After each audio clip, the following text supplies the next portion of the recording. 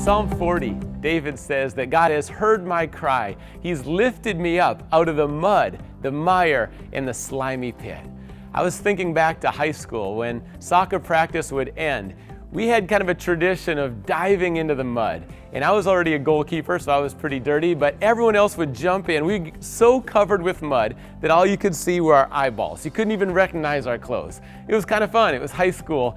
As I think back to that time and I read Psalm 40, I think about the mud in our lives, the sin. David confesses his sin in Psalm 40. You know, there's two extremes today that you have to be careful not to do.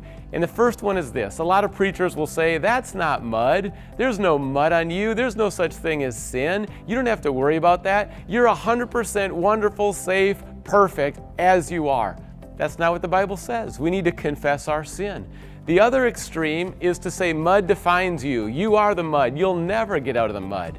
But that's not true. God's forgiveness is real. There's no amount of mud that He can't wipe clean. He forgives, He heals in Jesus Christ. So today, come before God, be honest about the mud and the sin, don't try to deny it, and then ask God for cleansing and for that fresh start. He'll give it to you. He's faithful. He'll purify us, and He'll give us that new start today.